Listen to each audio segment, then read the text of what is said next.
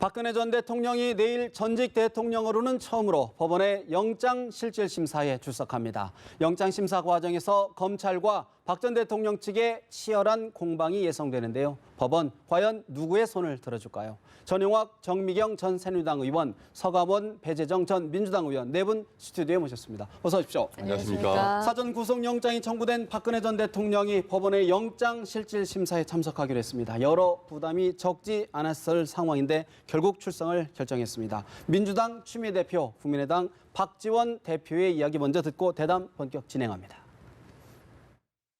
사법 처리와는 무관하게 전직 대통령으로서 국민에 대한 마지막 예의를 다해 주실 것을 부탁드립니다. 아울러 우병우 전 수석에 대한 신속한 수사를 검찰에 촉구합니다.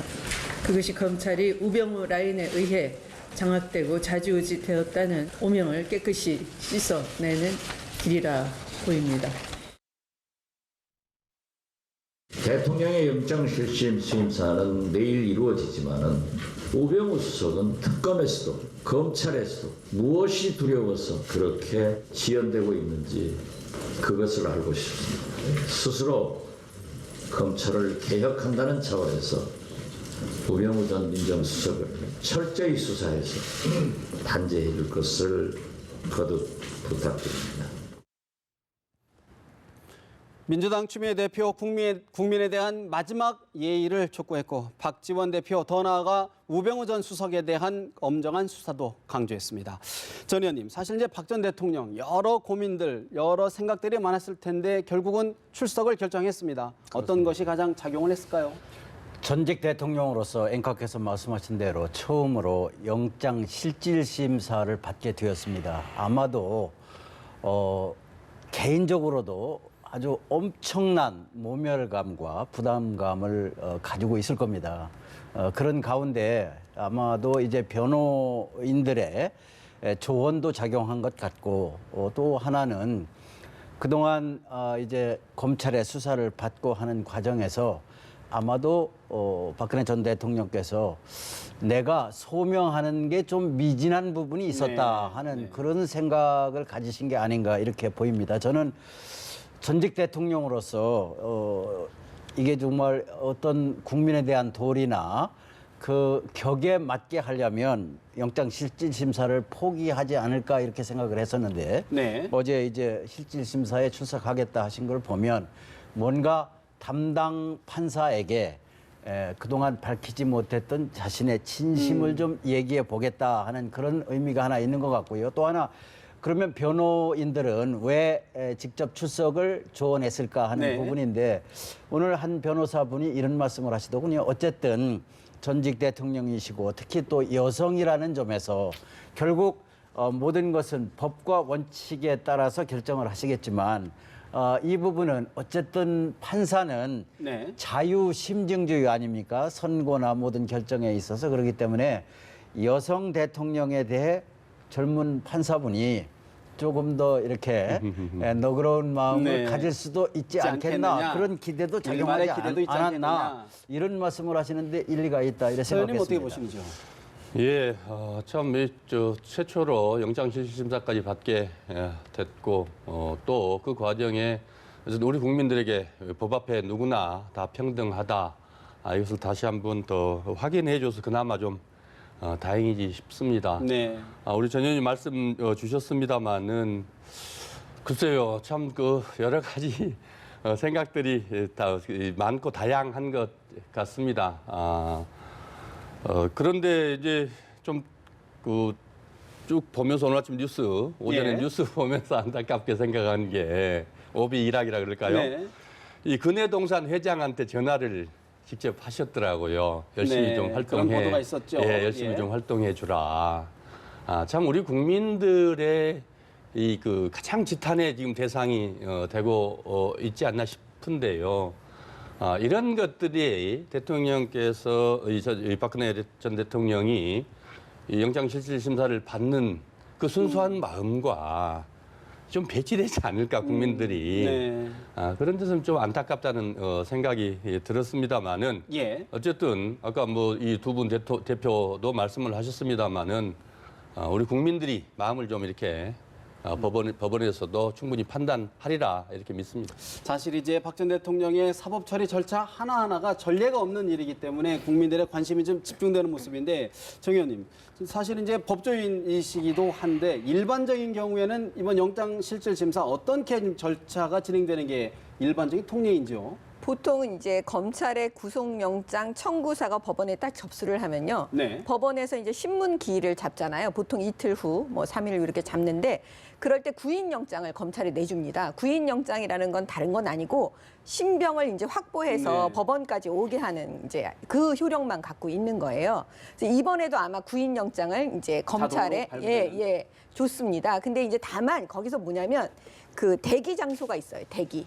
근데 이 대기 장소가 보통의 경우에는 이제 구치소, 서울구치소, 그다음에 서초경찰서 유치장, 그다음에 중앙지검 구치감이라고 이렇게 되어 있는데 아마 이번에는 빈 공란으로 아마 이제 검찰 관계자에게 줬을 거예요. 그건 왜 그러냐면 박근혜 대통령은 경호를 받아야 되는 그렇죠. 분이에요. 근데 예. 그거를 예우다 뭐 이런 차원이면 법 자체가 잘못됐다 이렇게 비난하는 거니까 그건 아니고요. 법적 자체가 경호를 그렇죠. 받아야 되니까. 받아야 되니까. 근데 이제 핵심은 뭐냐면 안전이에요. 안전. 다 우리가 다 아시는 바와 같이. 그러니까 이 안전 확보가 어떻게 보면 검찰과 법원이 해야 되는 첫 번째 그 중요 요익이죠. 체크리스트예요. 예. 우리가 체크할 때 그 대통령이든 아니든 사실 안전 부분을 되게 신경 쓰거든요. 그래서 제가 볼 때는 보통은 그냥 검찰청에 나와달라고 구인영장이 있어도 그냥 협조를 하는 경우가 피의자들이 많아요. 그럼 검찰청에 나와서 그냥 실질심사 때 가는데 이제 이번의 경우에는 아마도 협의를 했을 겁니다. 경호팀하고 대통령 경호팀이랑. 그래서 사택에서 그냥 우리가 직접 법원으로 가겠다. 그러면 그거를 그냥 그럼 오케이. 용인할 수도 있고. 예, 용인할 수도 있고 만약에 진짜 안전은 사실은 수사관들이 구인영장을 가져가서 검찰청에서 제공하는 차량을 타고 법원으로 가는 게 제일 안전하긴 해요. 그렇지만 경호팀이 있으니까 또 경호가 안전을 해야 되는 게 그들의 임무이잖아요. 네. 그걸 믿고 할 수도 있다고 저는 생각을 해요. 그러면 이제 실질심사에 가시면 예. 보통의 경우에는 이제 판사의 다 재량권이에요. 왜냐하면 비공개 신문이기 때문에요. 그러면 이제 양쪽에 검찰 측이 앉고 한쪽에는 변호인 측이 앉아요. 가운데 그러니까 판사를 정면에. 마주보고 있는 정면에 피의자가 있습니다. 그럼 이제 처음에 판사가 인정신문을 해요. 이거에 대해서 인정을 하느냐? 피의자 박근혜 네. 맞습니까 이거? 그다음에 주민등록, 뭐 주소, 그다음에 아마도 본적 그 전에 주민등록상에 아마 그걸 물어보게 돼 있을 거예요. 그래가지고 계속 이제 묻고 그다음에 인정하시냐 이런 거 묻고 이제 검찰 측, 그다음에 뭐 변호인 측 약간의 이제 공방. 서로 공방이 있고 그다음에 이제 그런 모든 절차는 사실은 완전히 재량권이 판사에게 있어요. 예. 그렇다 그러면 사실은 이제 그 부분은 이제 검찰과 어떤 협의해서 되는 네. 부분인데 영장 실질심사가 끝난 뒤에도 어디에 있을 것이냐 그 부분도 궁금하거든요. 제가 예측하기로는요. 아까 네. 경호가 계속 지금 되는 거예요. 왜냐하면 영장이 발부된 다음부터는 구치소예요. 서울구치소. 네. 그럴 때는 이제 검찰청에서 제공하는 차량을 타고 가시면 그건 되는 어쩔 수 거예요. 없는 상황일 어쩔 수 테고요. 없는 상황이에요. 근데 기다리는 시간이 있지 않습니까? 보통 제가 볼 때는 서울구치소까지 가기에 너무 복잡해요. 안전상으로 어려워요. 그래서 그 중앙지검 안에 그냥 구치감에. 구치감에 있거나 또 구치감도 어려울 수가 있어요. 왜냐하면 사람들이 있기 때문에 다른 분들이 그럼 어떻게 보면 다른 분들이 피해를 볼 수가 있잖아요. 그럴 때는 뭐냐면 검찰청 안에는 회의실이 되게 많습니다. 근데 그런 공간에 계실 가능성이 제가 볼 때는 아주 높아 보여요. 사실 이제 그럴 경우에는 지난번 검찰 조사 받을 때도 뭐 여러저러 또 특혜 논란이다 등등이 있었는데 국민들의 시선으로 볼 때는 용인할 수 있는 걸까요?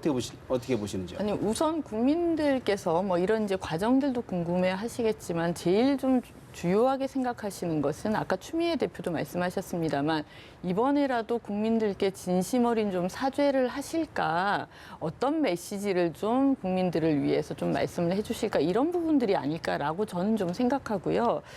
개인적인 바람으로는 지금에라도 사실 그 이후에 이제 박근혜 전 대통령의 뭐 탄핵 과정 이후에 네. 공론 분열이라든가 국민들이 또 이제 상당히 또 고통을 많이 겪었기 때문에 그런 부분들에 대해서 정말 진심 어린 좀 사죄가 있었으면 좋겠다는 바람이 있는데 아마 지금 이제 뭐 형사 사건을 앞에 두고 그렇게 하실 것 하기에는 뭐 같지는 절차적으로 좀 그런 좀 기회가. 않을 것 같아요. 예, 그런 이제 좀 아쉬움이 있고 아마 국민들께서 그런 예우회까지 왜 뭐 특별한 배우냐 이렇게 하실 것 같지는 않고. 않지만 다만 이번에 많은 분들이 생각하시는 게 우리가 법 앞에 평등이라는 거지 않습니까? 그러면 이제 우리 일반 시민들도 어떤 이제 사건에 연루됐을 때 물론 그렇게 되면 안 되겠지만 검찰이 민주 시민으로서 좀 제대로 대우를 해주길 바라는 이런 마음들이 저는 있을 거라고 생각해서요.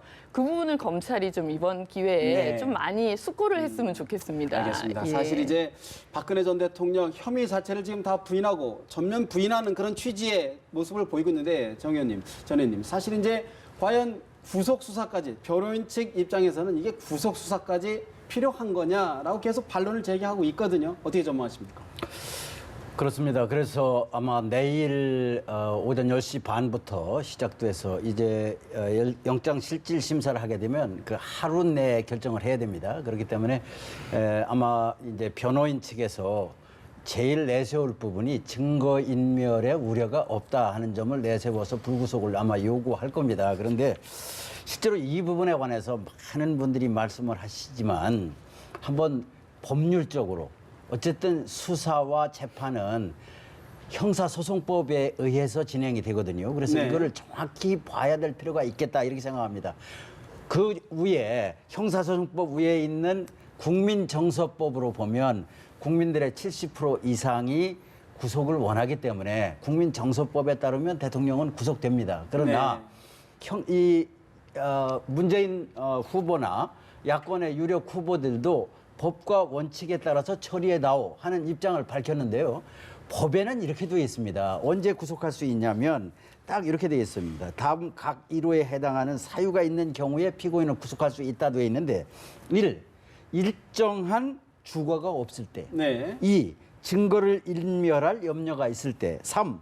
도망가거나 도망할 염려가 있을 때 요 세 가지만 되어 있거든요. 네. 그런데 보통 법을 만들 때 우리가 얘기하는 범죄의 중대성이라 이런 게 있으면 사해서 기타 넣어야 되는데. 수사에 필요해 구속할 중대한 사유가 있을 때 이게 있었다면 모르겠는데 이거는 없어요. 다만 그 후에 법원은 제1항의 구속 사유를 심사함에 있어서 예. 범죄의 중대성, 재범의 위험성, 피해자 및 중요 참고인 등에 대해 우회의 위험이 있을 때 네. 참고해서 하라 이렇게 돼 있거든요. 예. 그렇기 때문에 아마도 내일 박근혜 대통령 변호인들은 예. 요거를 아마 강력히 주장을 할 그 겁니다. 부분 좀 짚고 우리 이제 법률 전문가 얘기 좀 들어봐야 되는데 어떻게 해석하는 게 맞는 거죠? 이게? 그 우리가 보통 그 사안이 굉장히 중대하다고 보면 당연히 후렴구로 따라가는 게 뭐냐면 증거인멸 우려가 있다고 보는 거예요.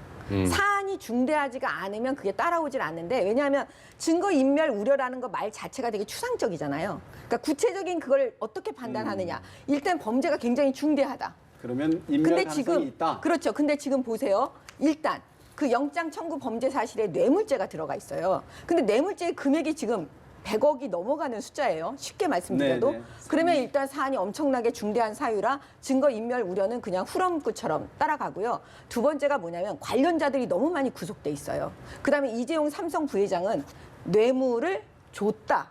이 범위로 지금 구속이 되어 있잖아요. 네. 그러면 형평성을 안 따질 수가 없을 뇌물을 거예요. 받은 사람이지 않느냐? 네, 그래서 제가 볼 때는 이건 법과 원칙에 따라서 법률 전문가들은 예. 영장 발부가 될 확률이 아주 높아 보이죠. 국민들 이제 아까 우리 두 분 의원님 말씀 잘 주셨습니다만은 결국 그 법과 원칙에 따라서 하냐 두 번째 이 국민적 이 정서 아니냐 뭐 어떤 것을 선택할 것이냐 이제 뭐 영장 전담 판사가 결정하겠습니다만은 두 번째 국민 정서에 따르더라도 예. 사실 그러면은 처음부터 사실 좀 잘 받았어야죠 수사를 검찰 특검 헌재 이 과정이 좀 성실하게 우리 국민들이 보기에도 분명하게 좀 그렇게 수사를 잘 받으셔야 됐었고 또 이 청와대 압수수색하는 과정에서도 예. 일반적으로 그런 것들 다 이 무시하고 그냥 깡그리 이 무시할 게 아니고 협조하는 모습을. 협조해서 우리 국민들이 저 정도까지 했는데 전직 대통령을 그래 구속할 필요까지 있겠냐? 불구속 상태에서 재판받아도 되지 않느냐? 이런 정서들이 저는 좀 달라질 수도 있었을 거라고 생각을 합니다. 그런 점에서 보면 대단히 안타깝고 지금도 여전히 우리 국민들의 70%가 구속하자고 하는 이유는 네. 지금도 어디선가 증거인멸이 이루어질 수 있다라고 판단하시겠죠. 그런 측면에서 안타까운 일입니다. 어제 자유한국당 의원 80여 명이 서명을 받아서 대통령 불구속 수사를 해달라라는 청원서를 냈어요. 의원이. 네. 어떤 영향이 좀 있을까요? 아니 전망을 뭐 하신다면. 사실은 자유한국당에서 탄핵 인용 전에도 이런 탄핵의 사유서를 좀 제출하지 않았습니까? 탄핵이 기각되어야 된다는. 그래서 이 부분이 뭐 정치적으로는 의미가 있을지 모르겠습니다만 제가 뭐 물론 법 전문가는 아닙니다만 실질적으로 법원의 이 판단에 크게 영향을 과연 미치겠는가 이런 생각은 좀 하게 되고요.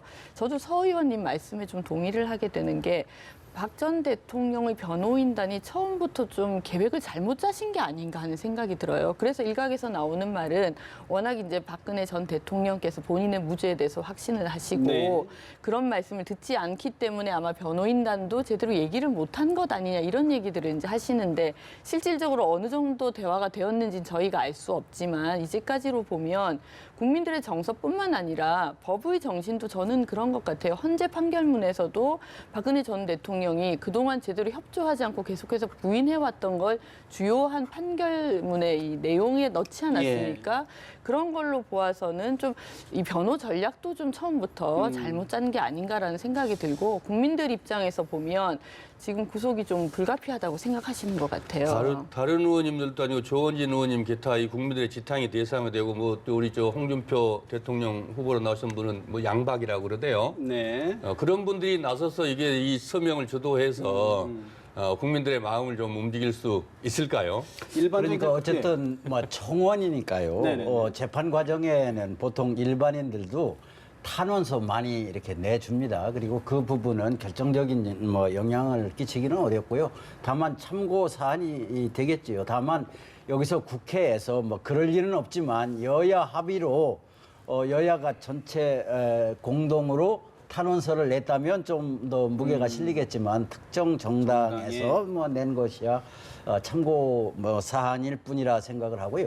제가 조금 전에 형사소송법을 자세히 말씀드렸던 것은 많은 분들이 사안의 중대성과 그다음에 형평성 때문에 구속영장은 발부해야 된다 하는 부분에 관해서 조금 구체적으로 말씀을 드린 겁니다. 이것은 구속에 관해서 법률적으로는 딱 3가지만 있는 건데 네. 전체적으로 사법적 정의의 실현을 위해서는 사안의 범죄의 중대성과 형평성을 고려할 수밖에 없을 거다 하는 얘기지만 원래 구속의 사유는 정확히 법적으로는 3가지다. 그리고 알겠습니다. 앞으로 법원이나 검찰에서 일반 대통령이기 때문에 특혜를 달라는 게 아니라 일반 시민들에 대해서도 이 3가지 사안을 좀 엄격하게 적용하고 이 198조에 있다시피 피의자에 대한 수사는 불구속 상태에서 함을 원칙으로 한다 이렇게 돼 있거든요. 사실 인신 구속은 신중해야 합니다. 알겠습니다. 그런 측면에서요. 우리 정 의원님 이제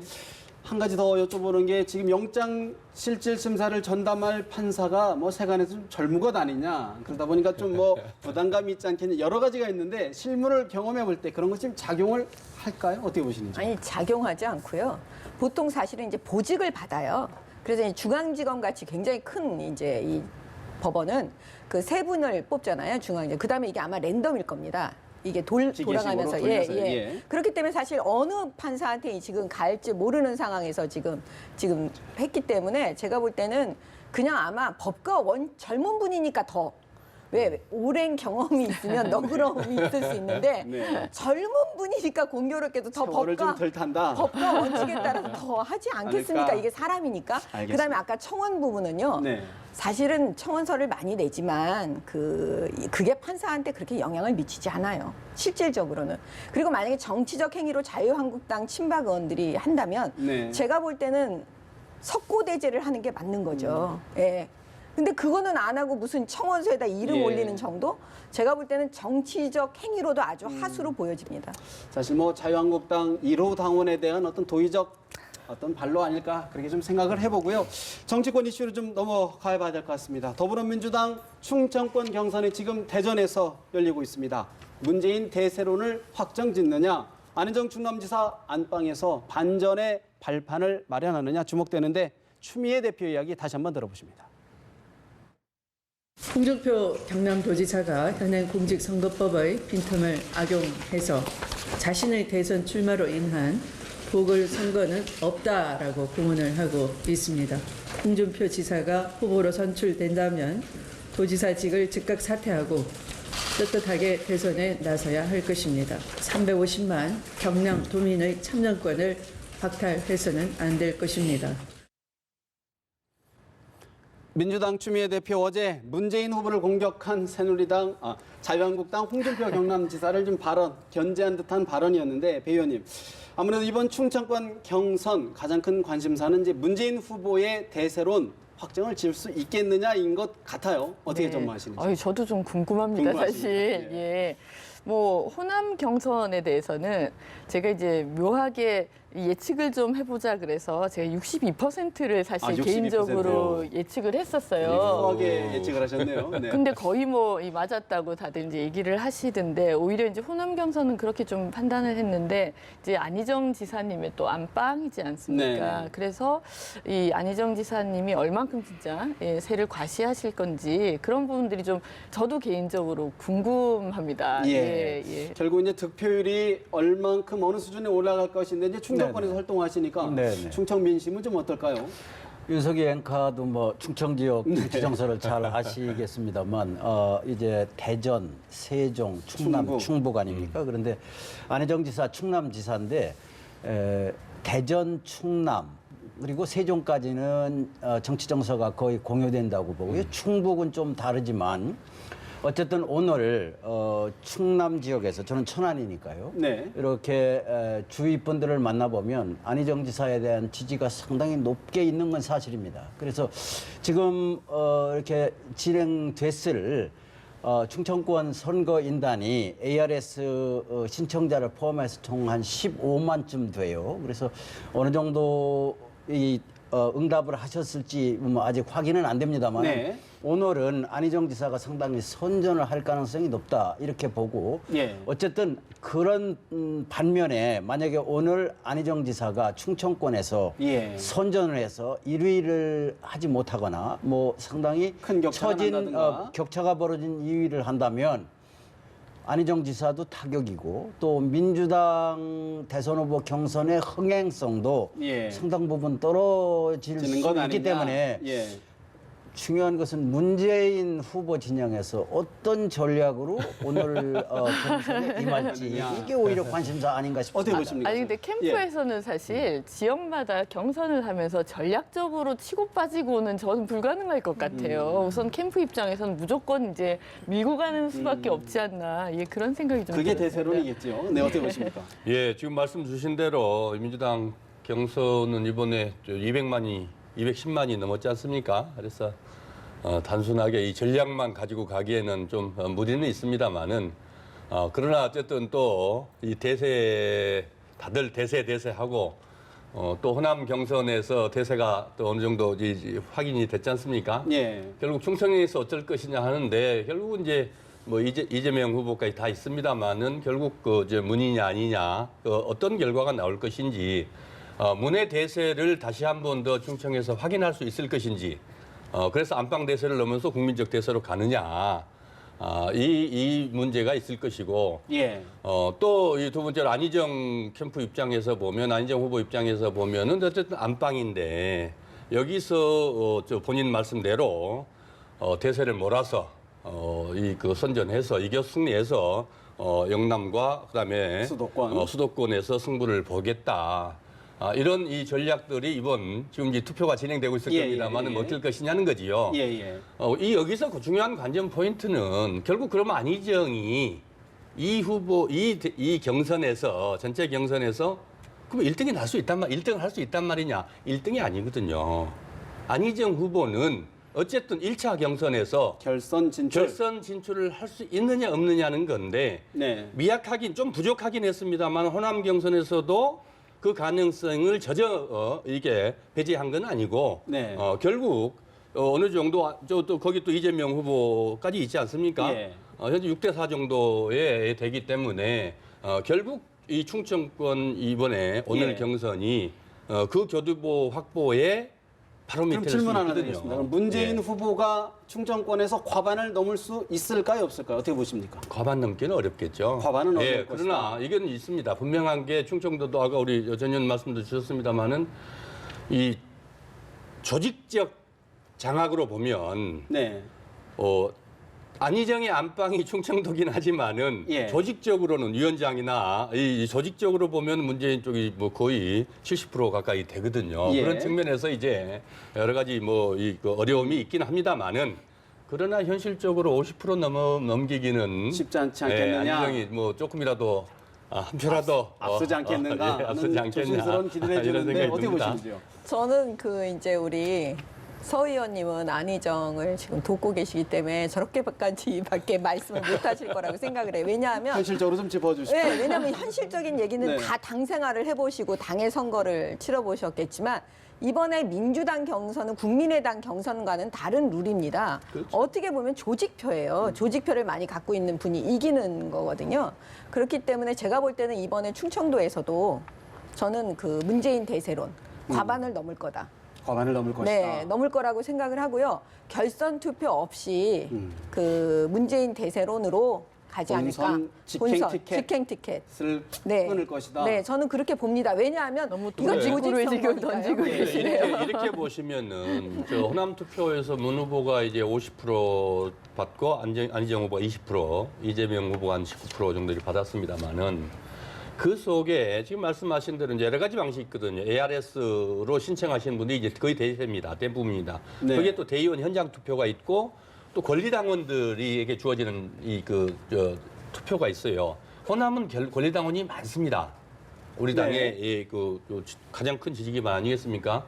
모태나 다름없는데 결국 문재인 후보의 이번 호남의 득표율을 보면은 이 압도적인 다수를 차지하고 있는 ARS 일반 국민들 대상으로 보면 50%가 채 안 돼요. 아, 결국 정기영 민심. 의원님께서 말씀하신 조직적이라는 것들은 일반 ARS에도 조직이 개입이 될 수 있습니다만은 그는 미약하다고 보고 결국 대의원과 권리당원에서 압도적 이 조직적 예. 요새가 강한데 결국 그걸 제외하고 보면은 수도권이나 오늘 이제 결과에 따라서 결국 예. 이 수도권에서 어마어마하게 모여 있는 일반 유권자들이 표심이 어디로 갈지는 실제로 네. 조직적으로 그걸 좌지우지하기는 현실적으로 무리가 있다고 봅니다. 네네. 저는 정미경 의원께서 조직표가 좌우한다 이런 부분에 저는 전적으로 동의합니다. 다만 안희정 지사가 있는 우리 충청권에서는 다수의 현역 의원 그다음에 지역 위원장들이 안희정 후보를 지지하고 있습니다. 그래서 충청권에서는 이 경선 결과가 이제 한 두세 시간 후면 나오겠지만 네, 6시 반이면 나온다고 이번에는 하네요. 예. 아마도 지역에서는 안희정 후보가 표차는 크지 않겠지만 1위를 할 가능성이 좀 있다고 않나? 보는 겁니다. 왜냐하면 위원장들이 지지가 있으니까요. 근데 그래서 문재인 후보 입장에서도 사실 이제 압승 구도로 갈 경우에 이게 본선에서 과연 유리한 것이냐라는 지적도 있거든요. 어떻게 보십니까? 그 말씀은 조금 어폐가 있는 것 같고요. 뭐 압승을 하면은 이제 오히려 대세론의 날개를 다는 부분이 되지 날개를 않을까요? 달 물론 것이다. 예. 이제 경선의 흥행과는 또 좀 다를 수 있죠. 그러니까 국민들이 지켜보시는 관점이라든가 아니면 이제 우리 이렇게 내 후보님들 같은 경우에는 경선이 좀 더 치열하고 거기에서 드라마가 만들어지길 바라시는 마음이 분명히 있을 겁니다. 그런데 이제 본선에서 어떤 것이 유리하냐라고 만약에 물어보신다면 그냥 대세론으로 쭉 밀고 가는 그 게 전제는 오히려 안희정 후보의 표와 이재명 성남시장의 표가 문재인 후보로 갈 거라는 전제를 깔고 있는 거 아닐까요? 뭐 그런 부분도 있을 수 있습니다만 계속해서 지금 국민들의 여론조사들이 추세를 보여주고 있지 않겠습니까? 그런 면에서는 저는 이제 우선 1차적으로는 뭐 안 지사님뿐만 아니라 이재명 시장님도 저희 당의 소중한 또 자원이시고 이분들을 지지하시는 분들이 또 저희 당을 지지하시는 거라고 생각하고 있고요. 네. 그걸 또 떠나서 일반 국민들께서도 본선에서 어떤 사람이 지금 시대가 요구하는 대통령의 역할에 적합할 것인가 이걸 보실 거라고 생각이 이번 듭니다. 경선은 네. 결국은 이번 민주당 경선이 결국 그 치열하고 국민들 관심사가 높은 게 결국 이 경선이 좀 열람됩니다만은 본선이나 똑같다. 이렇게 판단하고 계시기 때문에 예. 이게 더 치열하고 그 관심도가 높지 그렇지만 또 않겠습니까? 그렇게 생각하지 않는 분이 한 분 있는 것 같습니다. 바로 국민의당 안철수 후보 1대1 양강 구도를 원하고 있는데 사실 부산, 경남, 호남권에서의 압승을 바탕으로 기세를 몰아가고 있는데 국민의당 박지원 대표의 이야기 잠시 들어보십니다. 대선 과정에서 문재인 후보 대 국민의당 후보 1대1 구도가 될 것이다. 꾸준하게 강조해 왔습니다. 드디어 문재인 후보와 우리 당 후보가 1대1 구도시 우열을 가릴 수 없을 정도로 나타나고 있습니다. 이것이 국민의 민심입니다. 국민의당 박지원 대표 드디어 국민의당 후보와 1대1 구도가 갖춰지고 있다라고 자평을 했습니다. 실제 오늘 여론조사 결과를 보니까 오늘 발표된 결과를 보니까 안희정 충남지사를 따돌리고 문재인 후보에 이어 안철수 전 대표가 양자 대결까지 갈 수 있는 그런 상황까지 지금 되고 있어요. 지금 보시면 5차 범위 내에서 비문 단일화를 전제로 48대 42%가 나왔거든요. 어떻게 보십니까, 장 의원님? 지금 사실은 저희 가능성이 있어요. 가능성이 제가 있다. 볼 때는 만약에 저렇게 양자 구도가 된다면, 네? 되기만 한다면 제가 볼 때는 안철수 대통령이 실질적으로 일어날 수 있다라고 저는 지금 보고 있거든요. 네. 근데 이제 핵심은 뭐냐면 과연 단일화를 만들어서 양자 구도로 갈 수 있느냐? 그러면 과정이 가능하겠느냐? 그렇죠. 근데 이제 여기서 안철수 후보가 사실은 정치력을 발휘해야 되는 거예요. 그냥 단순히 말로만 겸손하게 하는 게 아니라 행동으로, 행위로 다 약속하고 그 연립정부에 대한, 공동정부에 대한 그런 의지를 보인다면 예. 제가 볼 때는 충분히 가능한 구도다. 네, 구도라고 저는 보여져요. 네, 뭐 다들 인식하실 것 같은데요. 저건 이제 양자 대결이 되었을 경우를 가정해서. 상정해서 나온 이제 여론조사 결과이기 때문에 물론 국민의당 입장에서는 고무적이시겠죠. 안철수 대표는 계속해서 양자 대결이 될 것이다라고 네. 얘기를 해오셨지 않습니까? 그렇긴 한데 잘 아시지만 국민의당의 기반이 지금 호남입니다. 그리고 호남의 민심은 그야말로 이제 민주적인 정권 교체에 지금 대해서 화면에 정말 저희들이 중요하게 보여드리고 생각하시는 있는데 거고요. 후보 단일화에 대해서는 부정적인 의견이 좀 더 많은 것으로 사실은 그렇죠. 사실 나오고 그 있죠. 산을 네. 넘기 위해서는 정말 이제 많은 이 고비와 고난을 이제 넘어서야 되는 건데 가장 중요한 건 안철수 대표가 자유한국당과 손을 잡았을 때 호남의 민심이 그것을 정권 교체라고 받아들일 것인가. 네. 그리고 호남뿐만 아니라 이제 전 국민이 다 대상이 될 텐데요. 저는 그 부분에서 좀 부정적인 입장입니다. 예. 사실 그럼에도 불구하고 시간이 갈수록 단일화, 연대의 압박은 좀 강해질 것 같은데 어떻게 전망하시는지요? 어쨌든 국민의당과 더불어민주당 호남 후보 경선에서 이제 안철수, 문재인 대세론을 이제 확인을 했는데 특히 국민의당 안철수 후보의 대세론 이제 영남권까지 해서 74%로 이제 대세론을 이어가고 있는데 이것이 갖는 의미가 상당하다고 봅니다. 이 부분은 어쩌면 안철수 후보가 정치력을 조금만 발휘한다면 본인이 호언장담했다시피 양강 구도를 만들 수 있다고 보는 거고요. 이 경우에 중요한 것이 호남 민심인데 네. 지금 현 시점에서 호남 민심은 어떻게 볼 거냐? 더불어민주당과 국민의당 경선 결과를 어떻게 볼 거냐 이제 하는 힘을 점인데, 실어줬는데. 예, 그런데 더불어민주당 문재인 후보가 호남에서 14만 표를 얻었어요. 근데 13만 표는 ARS 투표입니다. 이것은 여론조사와 비슷한 거예요. 그래서 그것보다는 안철수 후보가 5만 9천 표를 얻었는데 전체 호남에서 9만 2천 명이 현장 투표를 했어요. 네. 오픈 프라이머리에. 근데 그렇게 보면 호남의 국회의원 지역구가 30개라고 볼 때 지역별로 3천 명이 와서 투표를 했다는 거거든요. 근데 여기 저를 포함해서 4사람 나와 있습니다만 지역에서요 3천 명을 이렇게 투표장으로 이끈다는 건 보통 어려운 일이 아닙니다. 그래서 저는 이 시점에서 호남의 바닥 민심은 바뀌고 있다. 더불어민주당보다는 국민의당의 무게가 실려 있다 이렇게 보는 겁니다. 그래서 네. 이 부분이 앞으로 어떻게 변할지 네. 요거는 굉장히 지켜볼 흥미있는 대목이다 이렇게 호남이 봅니다. 지역구신데 어떻게 여기 보십니까? 이제 아까 무슨 말씀이에요? 여론조사 결과 나왔습니다만 그 자리에 안희정을 집어넣어도 아마 안희정을 집어넣으면 좀 더 높게 나왔을 가능성도 있죠. 그 전에 모든 이 그 조사에서 그렇게 양자 대결에서도 늘 양자 대결 넣으면은 네. 안희정, 뭐 안철수, 그다음에 문재인, 안철수, 안희정이 한 4~5% 높은 게 사실이거든요. 안희정 후보가 들어갔다면 더 그렇습니다. 격차가 그런 벌어졌을 것처럼 거다. 예. 결국 지금 호남 국민들 입장에서는 뭐 또 누가 그렇게 예비 뭐 보조 타이어 우리 당에 누가 그 얘기를 했습니다만은 네. 타이어 논쟁을 얘기를 하고 했는데 결국 정권 교체가 제일 첫 번째고 그러면 어떤 정권 교체를 원하느냐 이건데 안철수만 놓고 보면 뭐 안철수도 괜찮다라고 생각할지 모르겠죠. 문제는 안철수가 누구와 함께 할 것이냐. 이 문제는 고민할 거라고 생각이 됩니다. 왜?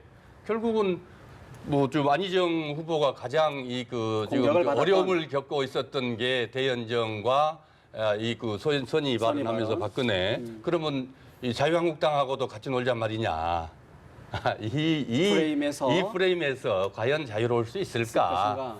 참 지금 힘든 서가번 선택입니다만. 서가번 의원님 말씀에 동의합니다. 동의하는데 지금 말씀하신 것 중에 각 후보가 누구와 함께 하느냐 이거를 지역민들은 봅니다. 그러면 호남인들을 볼 때 정권은 이번에 교체가 됩니다. 박근혜 대통령은 이미 물러났어요. 누구한테 가든 정권은 교체가 되는 겁니다. 그러면 문재인 후보와 함께하는 분들이 호남 정권입니까? 아니면 안철수 후보와 함께하는 박지원 대표나 지역의 국회의원들하고 함께하는 그런 분들이 호남 정권입니까? 모호해졌다. 호남인들이 원할 때는 더 색이 진한 호남 정권을 원할 거라고 저는 보는 겁니다. 저는 이렇게 생각해요. 호남은 아직 결정을 안 했어요. 양손에 지금 떡을 들고 있는 거예요. 어차피 여기다 줘도 정권 교체고 여기다 줘도 정권 교체예요. 이른바 꽃놀이패. 네, 그 다음에 이제 그 단일화 부분에 대해서 다 안 될 거라고 생각하시지만 만약에 그게 극적으로 계속 되어 간다면 그게 무서운 거거든요. 사실 그 지점을 더불어민주당은 되게 걱정을 해야 그런 되는데 측면에서. 제 측면에서 말씀을 드리면 뭐냐면 바른정당은 자유한국당이랑 단일화를 쉽게 할 수가 없어요. 왜냐하면 친박 청산이 되지 않는 상태에서 그건 당의 존립 기반입니다. 그러면 인적 청산을 과연 자유한국당이 해낼 수 있을까? 제가 볼 때는 거의 부정적이에요. 네. 임명진 비대위원장도 결국은 못하고 나오시는 거 아니겠어요? 그랬을 때 뭐냐? 바른정당은 사실 국민의당하고는 가능합니다. 공통분모가 예, 있다. 공통분모가 있고 제가 볼 때 호남은 그거에 대해서 안철수 국민의당한테 용인해 줄 수 있을 것 같아요. 예. 그 정도까지는. 왜냐하면 유승민 대표에 대한 호남 지지율이 나쁘지가 않아요.